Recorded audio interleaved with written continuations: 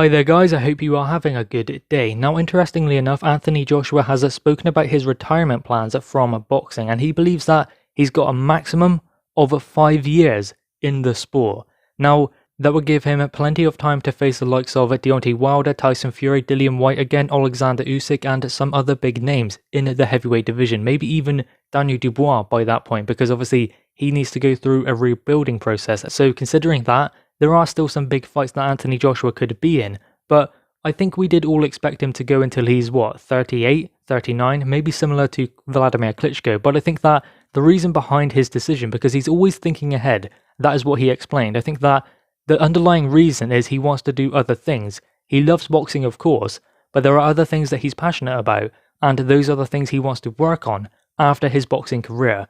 So if he retires around 35 at 36, that is an interesting choice from Anthony Joshua, because again, I think we all expected him to continue and keep going until he got to a point where he was like Vladimir Klitschko. But, I mean, by the time he's 35 or 36, I guess he will be there anyway, having defended his belts that many times, if he is able to keep winning, that is of course. But he won't have the same amount of fights that Klitschko has had. But then again, he only fights twice a year. So what's that, 10 fights? 10 fights left in the career of Anthony Joshua. That is of course if he manages to stay active. I mean, he only fought once last year, so considering that, you don't know how many fights he could still be having, but I think that those 10 fights will be filled with the current top heavyweights and maybe the next generation, a few of them coming through, so potentially the likes of Daniel Dubois, if he is able to rebuild and get back to winning ways. So there is a possibility that we can see Anthony Joshua in there with fighters like that, but I think that he does want to get out and allow those to come through and have their moment. He said that when he does want to retire, he said this many years ago, when he does retire, he wants to sit back and have no judgment towards anyone, no regrets, and watch the next crop of heavyweights coming through and know what it takes. So that is his dream, that is what he has foreseen for his career. It's interesting that Dillian Whyte said he wants 5 more fights, then he will look to retire. So it's kind of interesting to see Dillian Whyte and Anthony Joshua, even Tyson Fury has spoken about it before as well, those guys talking about retiring, because I guess we still see them as young fighters in some ways, and they are. I mean, early 30s is not old at all, but I think that sometimes we can underestimate how long they've actually been around, considering in 2015, that was when the biggest showdown happened between Anthony Joshua and Dillian Whyte for the British title.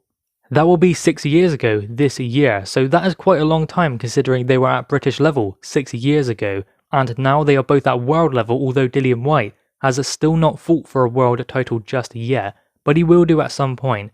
I guess that with Tyson Fury, Dillian Whyte and Anthony Joshua, the 3 biggest names in the heavyweight division probably at the moment, although Dillian Whyte does need to reverse that loss to Alexander Povetkin to be considered alongside those 3, but the British heavyweights, shall we say, in the top 5 or top 10, those guys, we still consider the best to be coming from all of them, but I guess we've had some great fights, and there are still some great ones to come. I mean, 5 years is still a long time for AJ to be in the game, and 10 more fights that could potentially happen in that time period could be some mega blockbuster events. Same for Dillian Whyte.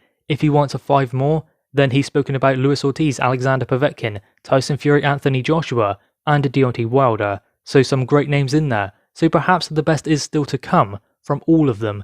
Let's hope the next 5 years, or however long they plan to stay in the sport, are filled with some mega fights that really captivate boxing fans. Anyway guys, what are your thoughts on this? Make sure you leave your thoughts in the comments below, leave a thumbs up, and subscribe if you are new. Thanks guys.